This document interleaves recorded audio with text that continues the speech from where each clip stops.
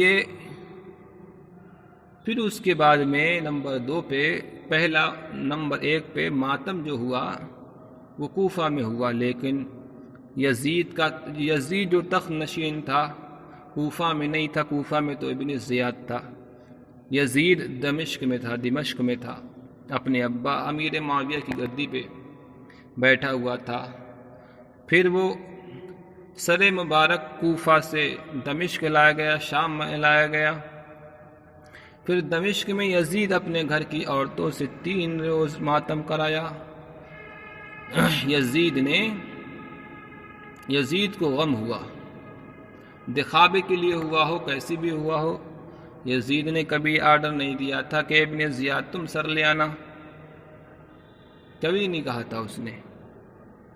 مگر میرے بھائیو وہ تو سیاست تھی، زبان پہ کچھ اور تھا، دل میں کچھ اور تھا۔ پھر اس نے جیسے ہی سر مبارک دمشق میں پہنچا، امیر معاویہ کے گھر والے چاہنے والے کے اوپر غم کا پہاڑ ٹوٹ پڑا کہ اب پوری امت مسلمہ کیا کہے گی کہ ایک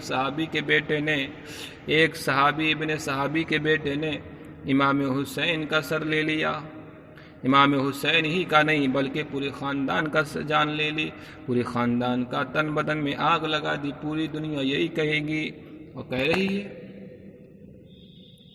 یزید نے اپنے گھر والوں سے کہا رو رہے ہو تو رو، مگر گھر والے امام حسین کی شہادت پہ کم رو رہے تھے، اپنی قسمت پہ زیادہ رو رہے تھے۔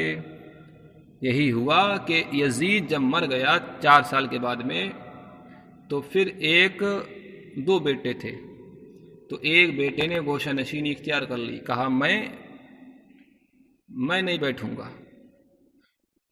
ان کا نام تھا امیر معاویہ، ان کو بٹھالا، کہا میں نہیں بیٹھوں گا۔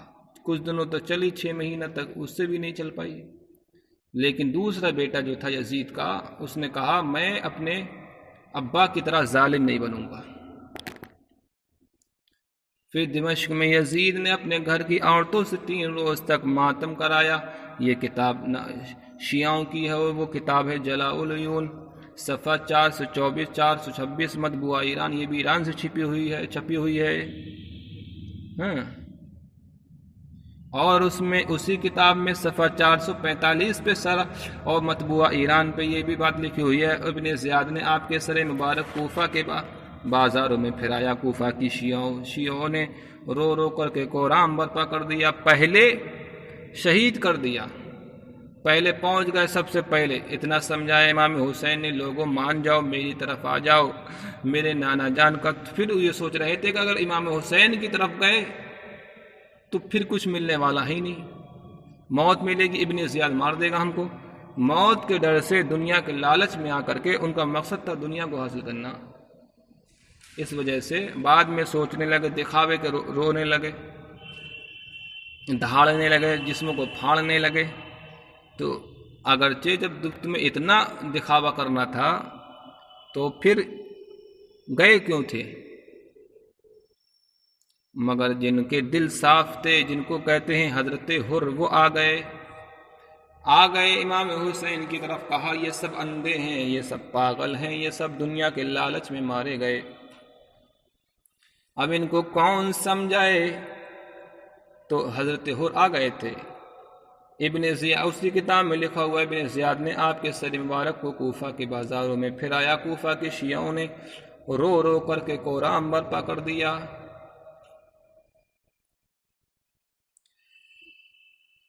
اب یہاں سے ایک بات اور ثابت ہوتی ہے، یہاں سے یہ بات ثابت ہوتی ہے کہ اہل تشیع جو دکھاوے کا رونا روتے ہیں، یہی امام حسین کے قاتل ہیں۔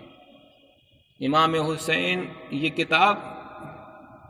یہ بات کتاب میں لکھی ہوئی ہے، یہی بات امام زین العابدین نے کہا کہ تم اپنا رونا چھپاتے ہو، تم نے جو پاپ کیا ہے اس کو چھپا رہے ہو کہ ہم امام حسین کو ماننے والے ہیں۔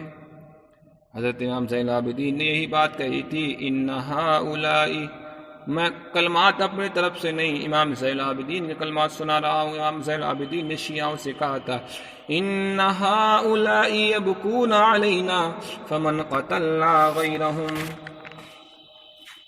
یہ سب خود ہی ہمارے قاتل ہیں، خود ہی ہم پر رو رہے ہیں، قاتل ہی یہی ہیں۔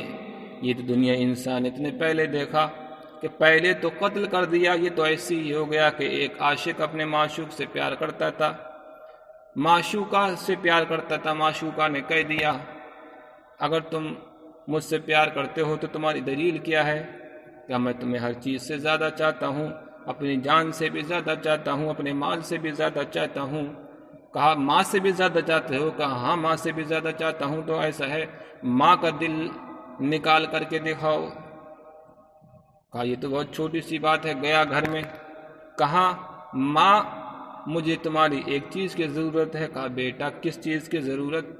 کہا بیٹا ماں مجھ کو تم نے مجھ کو دودھ پلایا ہے، لیکن آج مجھ کو دودھ نہیں، مجھ کو تمہاری چھاتی چاہیے، اور چھاتی میں جو دل ہے وہ دل چاہیے۔ تو اس نے اپنی اماں کی جان لے لی محبوب کے چکر میں۔ لیکن جب ماں کا دل نکال کر کے جب وہ جا رہا تھا راستے میں وہ گر گیا، چاہے جھوٹا قصہ ہو یا صحیح ہو، لیکن نصیحت ہے، نصیحت کے لیے جھوٹے قصے فرضی قصے سنانا یہ جائز ہے۔ نصیحت کے لیے میرے بھائیوں، تو ماں کے دل سے آواز آئی او میرے بیٹے کہیں چوٹ تو نہیں لگی؟ چوٹ تو نہیں لگی۔ میرے ہر بیٹے کو اس وقت بھی صبر نہیں آیا، اس وقت بھی خیال نہیں آیا۔ میرے حال دل نکال لیا۔ لینے کے بعد میں محبوبہ کے پاس میں پہنچ گیا، معشوقہ کے پاس میں، کہنے لگا دیکھو میں نے دل نکال لیا۔ وہ بھی تھوک کر کے بولی، اپنے منہ گھما کر کے بولی او رے ظالم، او رے جابر ناہنجار، جب تو اپنی ماں کو نہیں بخش سکتا، اگر میں نے تجھ کو اپنی زندگی میں اپنا لیا تو مجھ کو کیسے بخش دے گا؟ میں تو تیری ماں بھی نہیں ہوں، میں نے تیرے اوپر اتنے احسان نہیں کیے، تو نے اپنی ماں کو نہیں چھوڑا تو مجھ کو کیسے چھوڑ دے گا؟ یہی ہوا، وہ اندھی محبت تو اندھی ہوتی ہے میرے بھائیوں۔ یہی کوفیوں نے کہا، کوفیوں نے محبت کی، دکھاوے کی محبت کی میرے بھائیوں۔ یزید نے، ابن زیاد نے کہا کسی نے بھی اگر مسلم بن عقیل کو اگر پناہ دے دی تو اس کا سر چلا جائے گا، اس کے بچے یتیم ہو جائیں گے، اس کے بچے۔ آج تم کو سر اگر اپنے بچانا ہے تو پھر تم کو امام حسین کا سر لانا ہے تو وہ لے آئے، اور لانے کے بعد میں جب امام حسین کا سر کوفہ میں آ گیا تو پھر رونے لگے، چیخنے لگے، اور ابن زیاد تو بڑا خوش ہو رہا تھا کہ مجھ کو دولت ملے گی، مجھ کو سرمایہ ملے گا، لیکن برائی کا بدلہ برائی سے ہوتا ہے۔ ابن زیاد کے سامنے جب گیا، ابن زیاد کے پاس میں، ابن زیاد جب یزید کے پاس میں گیا، یزید نے کہا او ظالم تو کس کا سر لے آیا؟ کس کا سر لے آیا؟ میں نے تو کبھی یہ نہیں کہا تھا، میں نے تو یہ کہا تھا بیعت کروا لینا، میں نے سر لانے کو نہیں کہا تھا۔ اے ظالم میں تجھ کو اب کوفہ کی گورنری سے بھی تجھ کو نکال دیتا ہوں۔ نہ خدا ہی ملا نہ وصال صنم، اس کو کہتے ہیں نہ خدا ہی ملا نہ وصال صنم، نہ ادھر کے رہے نہ